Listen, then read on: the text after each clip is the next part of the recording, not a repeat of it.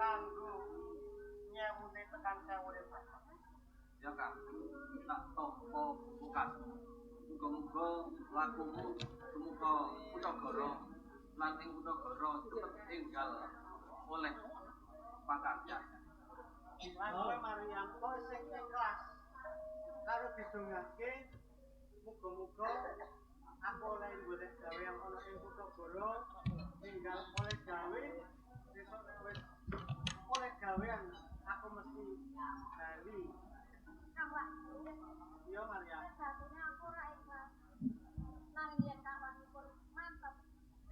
Syukur mantep. Kula minta kendonga Kang.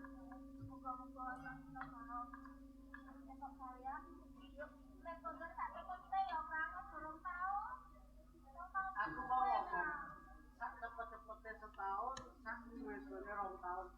Ya dungane wae muga-muga ora nganti 2 tahun aku bisa bali. Sing upama umur kadungane sing kuwasa, upama aku 2 tahun durung bali. Tak golek. Ya sampe aku. Ya mestine wong tuwa ora nikake. Mulai nang balik desa. Sabar. Ngomong ora-orane wong tuwa yo nekake kowe ora mulih, kowe ora wis ora masalah. Ya wis. Yen kono aku tak njaluk pamit yo. Ya. Ndro, hati-hati ya.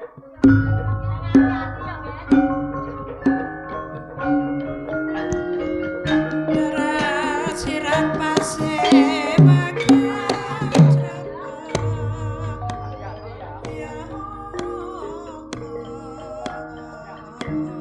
Ndro, tak pasrahke sama kono iki. Pinggir desa. Wonten ora komenok. Muga-muga lancar lah.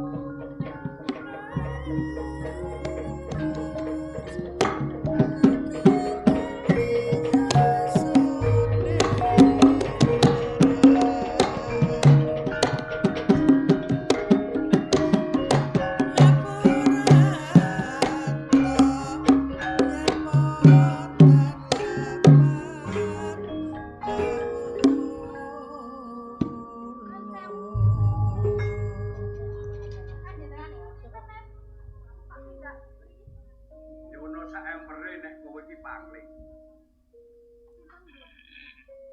Ayo tebakan apa? Saking pangapunipun Rombri.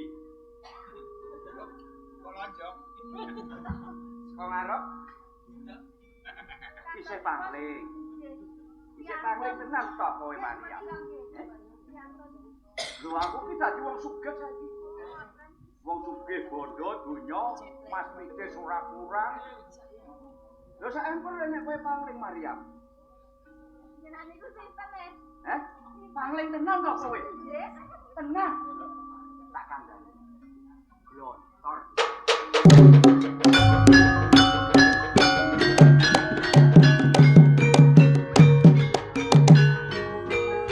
Saiki ayo jeneng to. Lah iya to. Lho pangling yo aku mundak ganteng, tur bagus. Lah nyandang apik tenan saiki. Dadi wong sugih kok.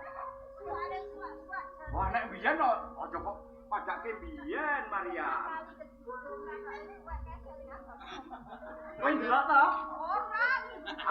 Aku kok ngerti nek suwe. Kadang-kadang metu kendang. Setitik ning suwe-suwe kan yo ketok akeh. Pas nang kendang. Ngono Maryam. Apa yo tamu ki yo kon lungguh kok piye kok. Ya sumpah kene iki. Ya, ngono. Ora kan. Loh. Aku ki tak rewangi banting tulang sirah tak nggo sikil tak nggo sirah aku nyambut gawe mergo aku ning angen-angen ki mbiyen tak tuwa prasa sing kudune tak tokke ning gandengku iki anake Punggawa njur aku ora wani ngetokke angen-angen mergane aku ngrumangsani nek aku mbiyen ki wong ora duwe wong melarat keserakah urip ning gandeng saiki aku dadi mulya urip. Aku kudu wani ketemu karo kowe ngeblake angen-angenku sing tansah ndubel ning atiku wiwit biyen nganti tekan saiki. Kok duwe pengangen-angen iki pengangen-angen. Kowe kira wis tepung suwe ta karo? Ayo tepung kae cilik ta. Nah. Mbok nek wis ngerti kan cilik ki Cerak-cerak apa iki kan? alah mesti dicedhaki biyen kanca saiki kanca to. Ah biyen sik cilik to. Ning saiki ra wis padha gedene. Iya ra? Nah nek padha gedene iki tak yo kudune rasamu ku yo tuwuh pengangen-angen sing kudune aku kudu kepiye to karo Paglontor. Kan yo ngono to. Nah saiki tak blake iki angen-angen. Atiku tak blake blak ning arepmu. Aku jane wis suwe iki duwe dira. Kurang lho. Dhewe iki kecanten kan cilik kan. Kakang padha karo kakang dhewe lho. Cilik ki rak biyen ning saiki rak wis dewasa. Kowe wis akhir dewasa. Wis wayahe kowe winengku dening priya. Monggo sing arep mengko kowe iki sedia. Ya ora. Tinimbangane ado-ado aku tidak. Lah Kang Blontor ki wis padha karo tak anggap kakangku dhewe. Nah, men luweh saka kakangmu dhewe nek aku iso bendina iki kecaketan karo kowe. Ya. Ngene Kak, aku tak masuk. Ya. Yen ngelingi sesrawungane awake dhewe kawit cilik tekan tekan. Yo iso. Aku kok kan kira Oh ya tresna to. pamane. Nanging kahanane ka saiki ora iso ditetake ngono kita. Sebabe Saiki aku wis dadi pasangane nang Wahyu. Pacangane Wahyu.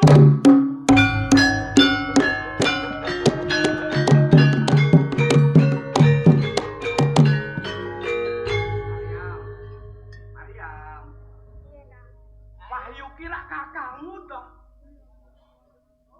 Aku kowe tresnani karo Wahyu. Aku ora ketemu akal, ora ketemu nalar. Aku karo Kang Wahyu iku. Karo Dermo.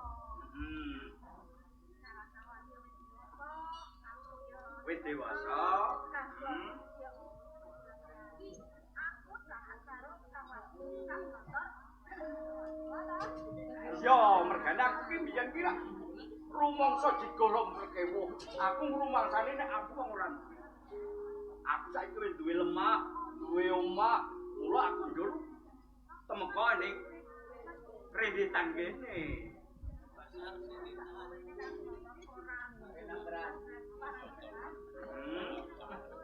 Kang Wahyu ora nelake temen karo aku.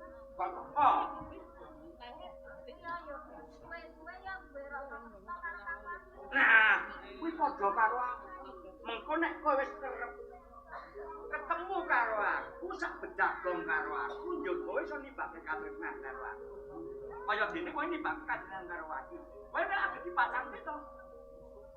Nane Kang, yen saiki aku tetep ora iso, Kang. Apa yo iso? Aku duwe ketangguhan, Kang. Ketangguhan yo Ngene Maria. Jeneng wong omah-omah wae bisa gerak.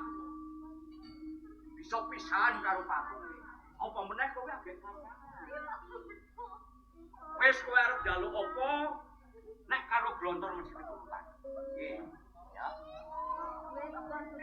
Wah, perkara duren aja kuwatir. Engko tak goleke nang sijo.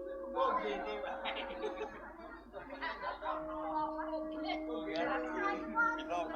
Aku wis sugih saiki. Wis nyuwun prisa karo piyayi-piyawi sijo nek duren kene iku akeh banget. Nek tak tuku. Monggo gede-gede. Apa meneh kowe ngerti dhewe nek duren sijo ki punggene gedhe. Ora. Piye? Oh, dagingnya ya kandel. Tur nek wis dibelah. Kowe weruh. Wah, Pedate duren. Piye?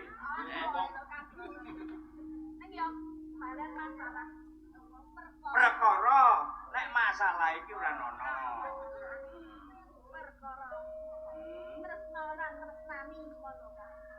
Iya.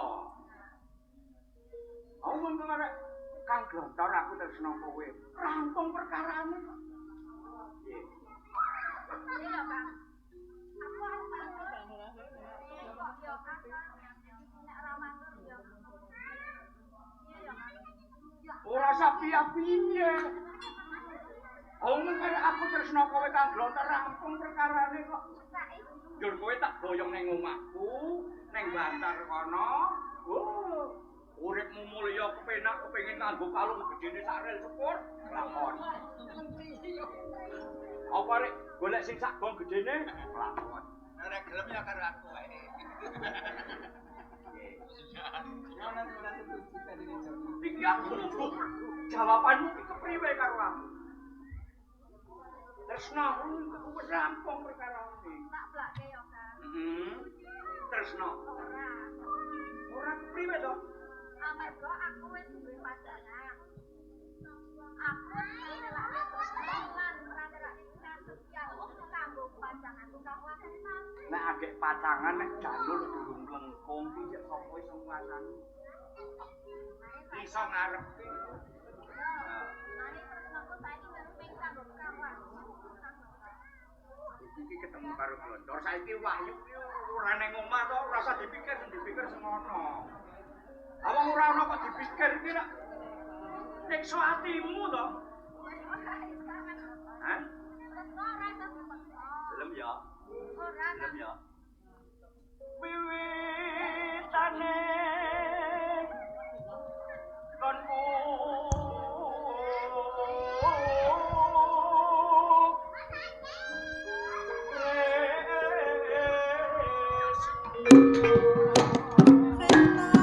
Budaya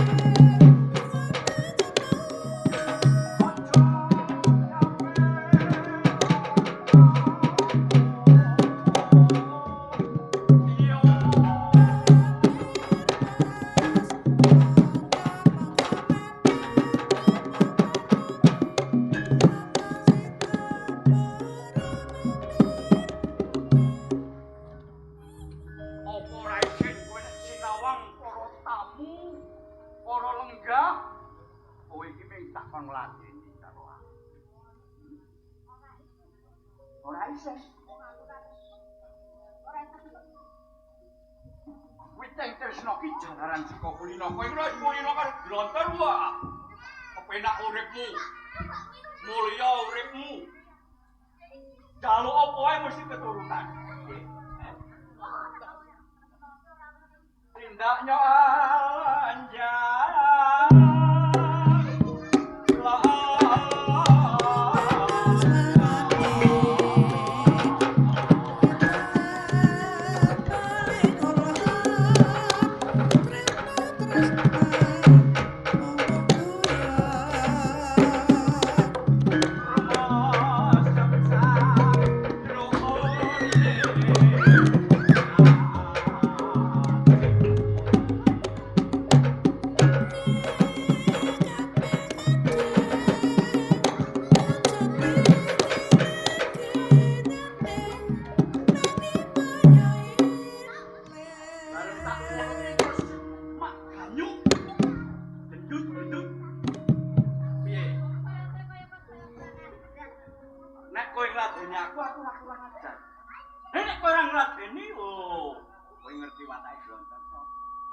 Wiwit cilik jarine kowe biyen tau weruh kathokku suwek.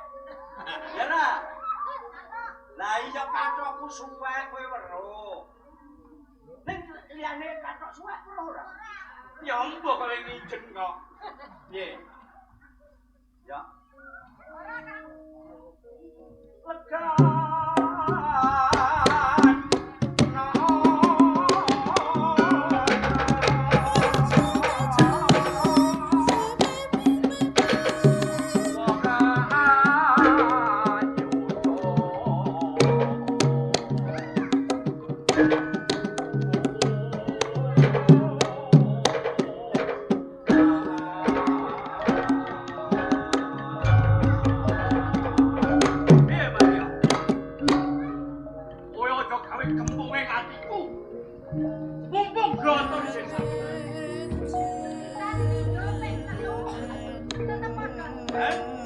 Ora gelem, opo kowe kelakon tak roh, kok iso. Gelem yo.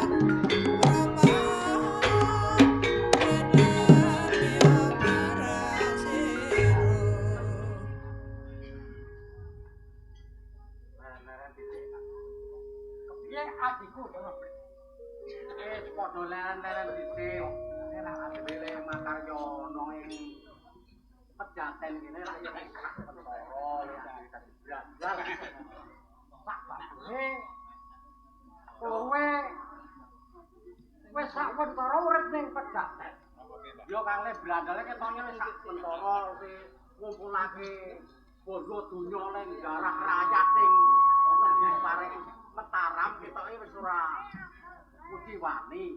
Nah iki pompong awak dhewe ning pisuwanan kene iki do jagungan. Iki ana adine dhewe teko. Gajal takonono kepiye salat bawane lek pertokno ing kepiye adikku Gajih. Konmu urip ning Bedaten kene kuwi rumangsa krasan. Krasan. Awit saka palilanmu aku kon midun saka ing gunung Perjaten kene nemoni marang sedulur-sedulur ana tepis wiringing mentara. Yo sida takon aku jarak raya. Takon. Bondo-bondo sing tak lumpukne. Terus sandang penganggo sing ndak pilih-pilih sing rada memper wis tak pronto-pronto. Ten kudune. Nah, kejaba saka kuwi aku mulino medheki bocah-bocah wong-wong Perjaten sing padha adu. Padha keplek kertu jadu sak pitularan. Tegese nggonmu nglumpuh-lumpuhe para nono ing Pedaten kene wis akeh. Saperangan yo kono sing gelem ning ana sing durung gelem mergo durung ngerti karepe awake dhewe iki. Kowe gampang nunggeng aku. Aja gampang. Gampang. Sing jenenge wong desa kuwi kadang kala do duwe kepinteran, kapigelan yen tumindak kaya aku lan kowe kuwi do cerek. Nek wis pekaryane dhewe di. Pekaryane dhewe wis dadi brandal. Nek jeneng brandal kuwi kan rusak ing ngendi gawe pranatan, gawe ora-ora, dahara ing Mataram di. Kejaba saka kuwi ya, Kak. Iya. Awit kandhamu kuwi tak kundeli. Aja tumindak sak karepmu dhewe, kudu ngrangkul marang wiranom sing gelem melu awake. Saiki ngene tak takon di. Anggonmu nglumpukke para nom-noman sing gelem yang kuyung awak dadi brandal wis kira-kira wis nglumpukake apa urung di? Yo sak pirangan wis do gelem. Mergo dheweke wis tak paringi pangerten. Padha sambung karo kandhamu nek iki awake dhewe iki Ora oleh kekucah ngono. anggone brandal kita ana sing jago. Nggih, ya bener. Priagung sing cedhak karo londo dawuh marang awake dhewe supaya anggone ngumpuke kanca sing akeh besok banjur kanggo kekuatan anggone bakal ngrempeli katentremane. Bener kan? Ya bener di. Ngono kuwi. Dadi aku sakwise ngono aku yo tak kadung dawuhmu. Saiki ngene Kang. Piye anggone awake dhewe Saiki gelem ora gelem adine dhewe mbok tundung kon ngawat-awati ana tepis wiringing Mataram. Dadi prajurit Mataram kira-kira akeh apa ora? Adik, piye Kakak? amar bantung cinupet. Ya. Ora perlu kesuwen kowe ndang mangkatan ning. Oh ya ngono aku kan nyekitekke ning Mentaram sak kuwi kene sepiro kekuatan ning Mentaram. Ya. Aku ning ngatane.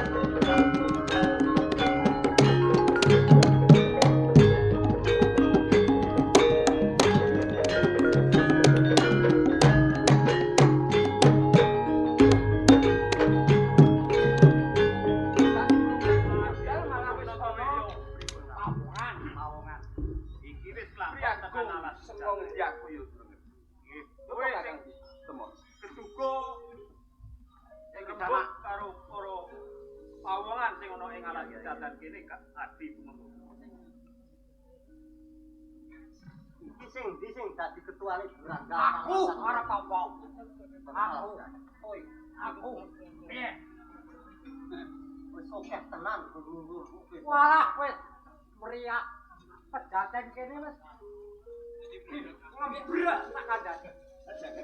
Sugih sapa jeneng? Aku Suro Bewok. Aku Suro Bletheng. Gandek bejo.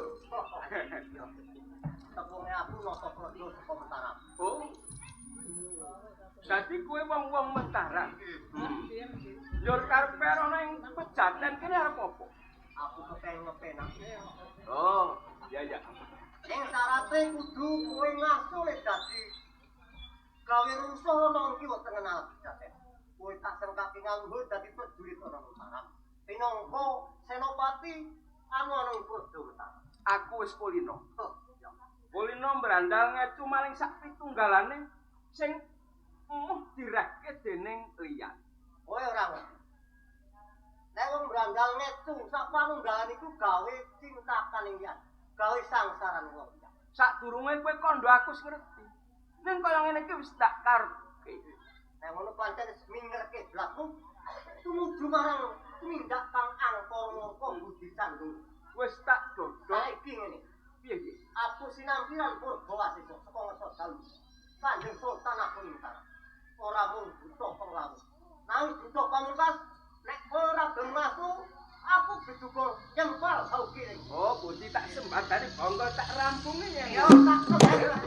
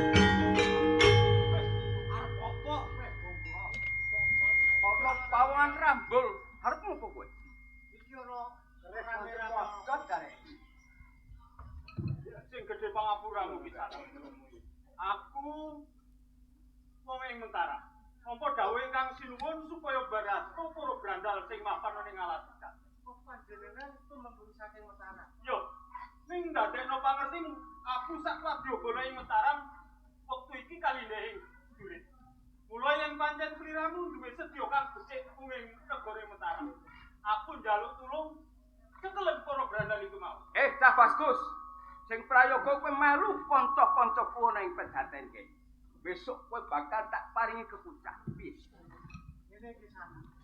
Aku budal saka desa Pringgitan ana ing kepengin ana Kutagara. Kepengin golek gawean menawa besok aku bisa mulya ana ing. Lah, kebenaran banget ana ing kene akeh banget gawean. Ayo melu aku padha nyolong njupuk ana iki wonten pejaten. Bisa nak? Tak durunge aku uculana luwih dhisik.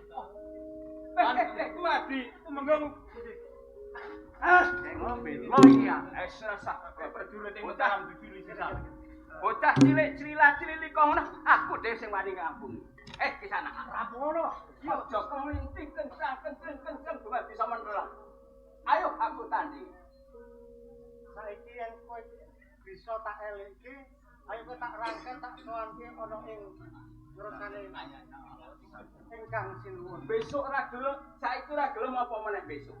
Kowe arep gawe kisruh ana ing negara Mataram. Pancen wis gak dadang ngono. Ini wis Arep gadal. Yen kowe ora gelem tanpa pusaka. Loh, kene bungano ning tancepno ning dadane gandek kono. Oh,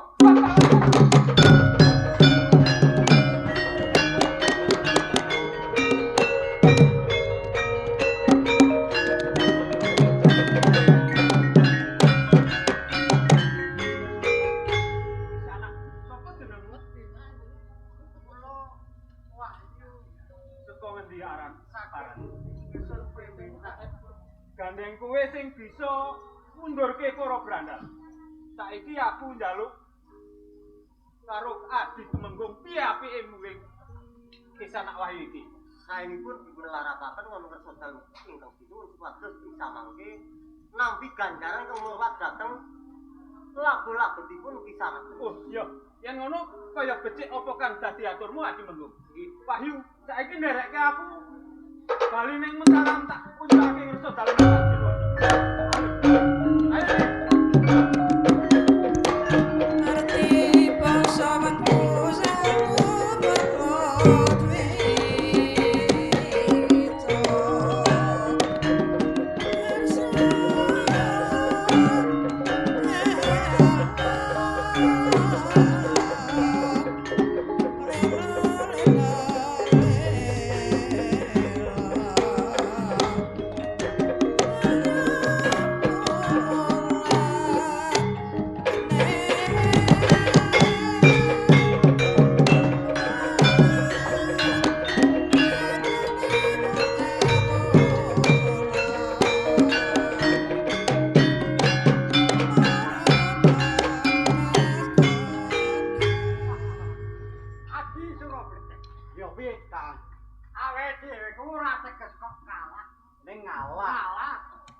ngalah ning peperangan.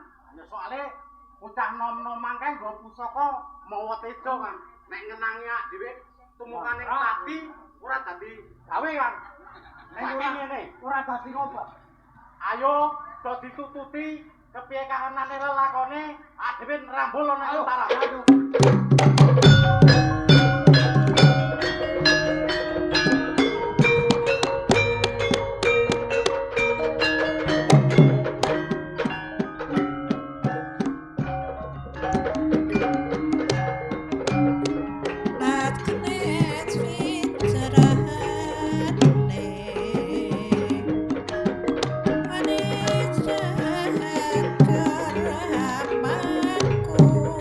Dewi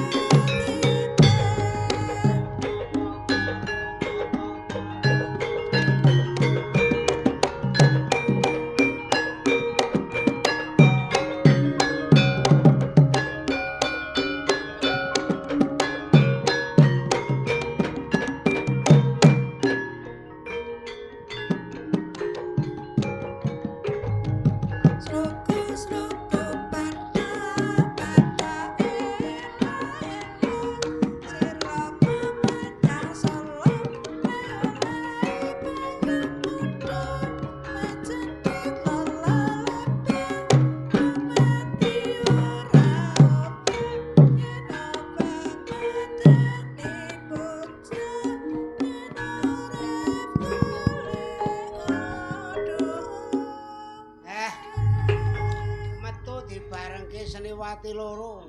Siji gedhi, siji cilik. Nek sing cilik len joget aku oke. Dasare SMK Yojo. Nek sing niemke aku sebel, aku bebek dobol.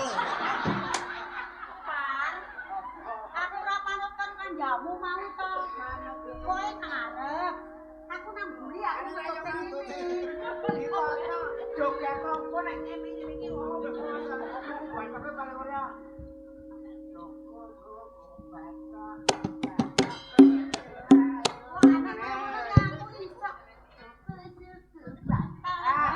Tetep jelek. Oh, ana dibandingi karo kae. Wong kedhu harus dhekne ya beda. Ora padha. Kepiye? Kowe sedune gedhi kae yo. Ya ampun sampar. Pin, padha digateke ya Pin. Iki aku dipasrahi suci dong. Saya melu anu dagel. Iki nek sekolah kon nganu piye? Rasa boso. Kita kuwi boso. Rasa boso ya. Yo, Pak. Masih kok mbak iki aku aku anu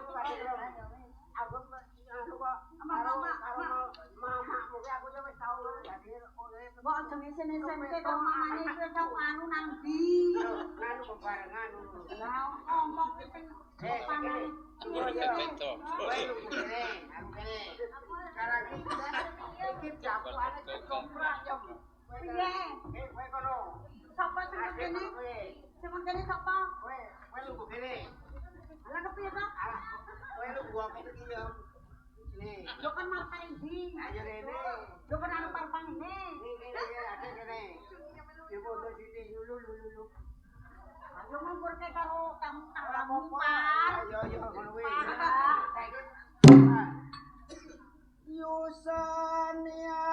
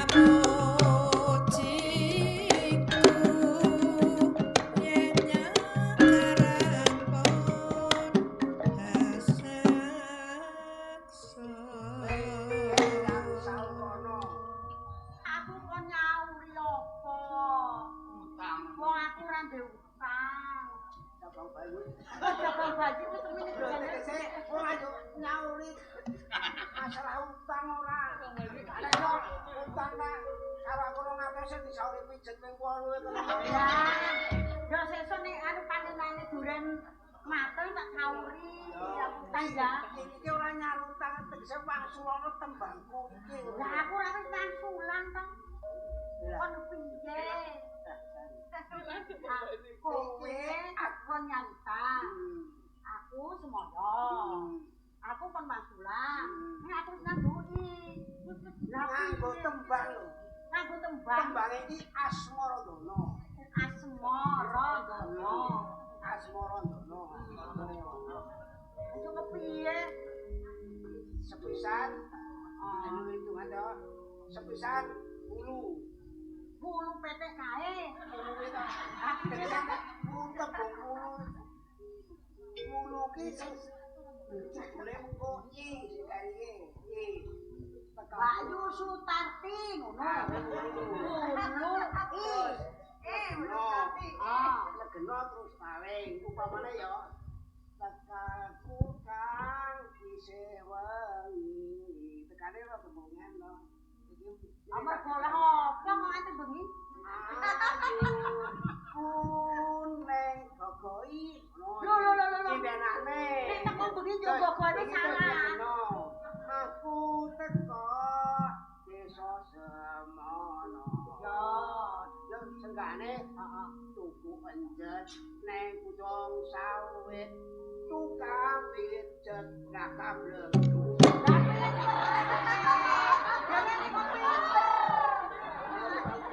Ya yo taling sore teko disuguh gule Mau bae. mergo tukoke iki lho gak meneh Ya. Piye? gule gak ngerti gule gak ngerti Ini aku, Mbak. wis taman gule Gule lek nyatet guluwe ngono.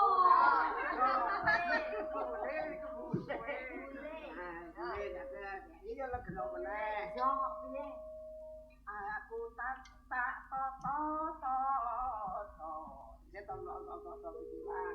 Oh, pikirane ditokso nek teko bengi. Yo. Oh, ditokso pikirane. Ndak konangan hansip ngono apa? Bareng kena yo legeno meneh dipoho.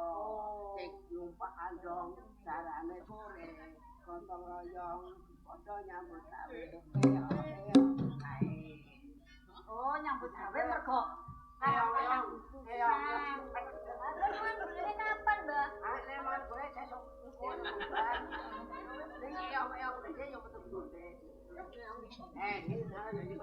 piye? Nek upamane kowe ora nembang mergo bodomu. Ora apa. Nek kene iki aku kowe Nah. iki supaya ngerameake panjenengane Pak Lurah kagungan hajat. Oh, sing kagungan hajate Pak Lurah kok. Iya, aku teko iki terus sesuk dirameke. Hajate piye sing kagungan hajat? Aku teko Hajate Pak Lurah. Aku ketemu ya. Aku bisa ketemu Jento, aku tuh ketemu Pak Lurah. Jento ndi? Jento kuwi. Lah. Oh, iya Jento bojomu. Nek bojomu kenapa kok Jento? Rande juga. Aku terus sesuk di anu ramane Pak Tawar. Wis, sing tanggung jawab Pak Dojake aku ngono. Yo oke ngono. Oh, jare ngocek karo sapa mau kowe? Sing ngeterke kok. Oh, kok Berjane nek seni iki kudu ora perlu duwe tenan. Aku tekan iki alhamdulillah sing ketemu sedulur. Amin. Sing baku tekan kene aku undang-undang karo kanca-kanca. Oh, kowe akan jeblo kok kapan? Kapan? Senin Pahing tanggal 7. Monggo. Ora Niku apa-apa. wonten tiyang undang-undang. Diomong kenang-kene dadi ngerti kabeh ngono lho. Kula iki sampun matur. Kula iki pengen iki ngregenke desa Sijo sing dipun pandegani Bapak Lurah. Panjenengane Pak Lurah. Asale sapa? Lah jenengan ngertos Pak Lurah mboten ngertos asmane. Lah kok sampean karek ngundangi kok ora genah jenenge iki ya kepiye? Pak Marsono. Iki senajan Lurah ning Lurah nek aku ngarani sing jempulan tenan. Ora kok pinter, sing tataran pinter kan ono 3. Pinter wicaksana. Dise Pak Lurah iki sing wicaksana. Sore pin. Aku jempol aku. Bukti nyatane bisa ngurip-urip budayane. Ora lali budayane, tetep uri-uri budaya. Aja dipandhani Pak Lurah. Nek aku ki tekan kene ora pasah. Ora yo Pak kok kudu dinerupai. Ora. Kasih. Nek wong nek seni iki melek duit dosa gede. Tenan lho. Terus aku nek njaluk Pak dosa gede. Oh, Jakmar kok gak ya apa? Luwih dosa meneh nek Pak Lurah ora lupai. Lah wong ngarep ya ana wis kaya ngono. Ngene ya wis sabar wis. Pripun Ndoro? Sampeyan wis nyambut gawe, sampun. Reka bocah ayu, pinter, iso mari kok ya ora ket mau nek seneng-seneng. Anak kula kupon. Kula remen-remen niku ngentosi Ndoro. Suku-suku bapak iki ciri khas. Suku laki laras niku katon. Krija Budaya niku piantune. Sesepuhe Pak Supran. Ya, Nun, mbak-mbak nek suku besok. suku ki ya Apa tak? Sluku ki tegese tembung saloka. Oh, ya. Yo batok itu tegese batok. Selalu kali batok. Batoke elaino. Tegese batuke gila-gilo. Iki nggambarake wong dikir. Oh, La ilah illallah. liwaknya sing oke ya ngono. Silomo menyang Solo. Lha apa? Iki tegese tembung lantung silomo menyang Solo. Asline siramo menyang solat. Oh, saiki pinter. Nek barang ngerti tuh. Dosa apa? Nek biyen karo saiki beda ya, Lek. Bedane Lah nek biyen kan ning Solo. Lah saiki salat. Nek arep muni salat ning ketemune ning Solo. leo-lae payung kula. Bedhekno anggone ibadah muhung karo Sang Maha Suci sesuk oleh payung kula payung agung. Amin. Kena nganggo dalan sesuk nek awake dhewe sowan ning ngayunan kota. Oh, tak kira nek kanggo salah sok Senen Pae nanggone Ampar. Penak ngono lho. Nek ora teko nang nggonku dosa. Lho, Sing saya rawuh dhewe tak dolane munggah swarga. Nek sing ora teko nang nggonku ora bakal nang wis jenenge maksa le Sampar. Ngono ya. Piye?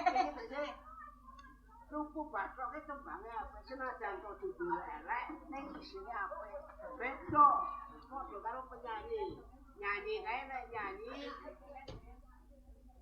mendem wetukan. Nek judule elek ning isine apik. Terus nek yo terus Mister Mendem. Mister Mendem ki Wis mendem. judule apik. Isine yo apik. Isine apik. Mergane Mister Mendem iki majiat judule elek. Ning isine apik. Mergane iso muling para bapak-bapak lan mas-mas sing seneng minuman. Yo tali kotang. Tali kotang iki judule elek ning isine apik. Aku tali kotang gawe tembang. Ning isine apik. Mergane isi kotang ra apik lho. Sampai wis ngomong Apa kok wong lanang kok ngerti? Ayo dipikir dhewe-dhewe isi kotang. nek sampean iso critakake iku kudune ya iso nembang tali kotang. Tali kotang iso. Ya jajak kepiye? Ora jenenge. Ana tak gamel kok. Ora sah. Saiki ngene wae yo sampean karo wis nembang sampean. Awake dhewe iki nglipur para kawula ning semono. Intine rak yo mengeti pitulas Agustus. Kabeh kon seneng-seneng rak yo ngono to. Aku tak sembawani iki sing kendaramu sing nyanyi sendiri joget karo kowe goyang. Goyang lagune sing lagune apik. Yo, siap biasane. Iki kok lagune aku tak tembang dandang kula. Yo, dandang kula judule Kemerdekaan Indonesia. Napa Lagune lagune kok disambung Pupuk Asmara. Ya toh. Ya. Ning nalika lagi ditaune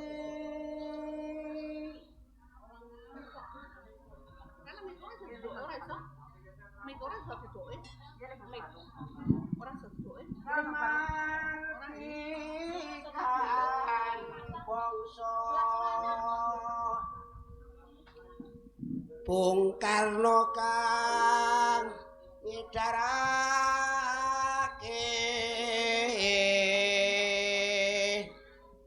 kamartikan sing ngedarake Bung Karno Bung Hatta wakil ipun sineng kuyung mring rakyat sami Bung 1 9 4 5 suang suang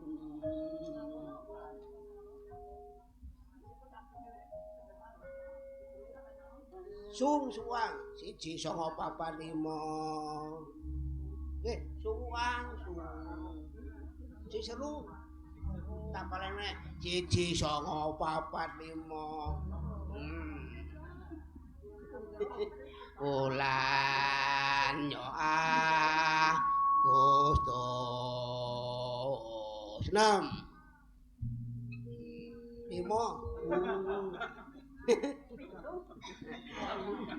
Cici sanga bapak limo nipo londo nuli padha suwan Bali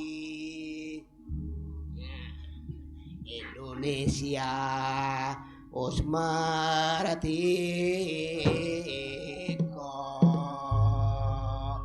yen liwat aku kelingan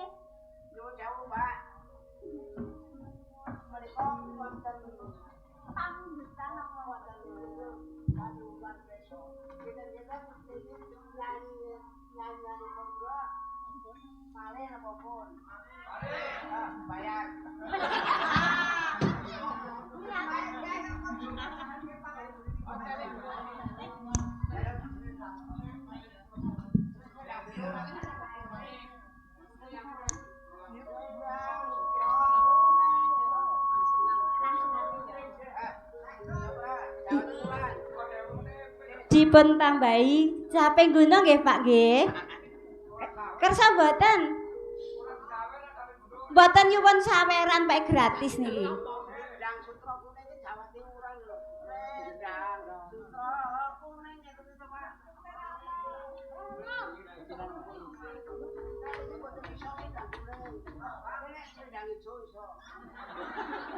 Nek kira-kira ora iso ki rasah mari lek. Saisa-isane wae ya.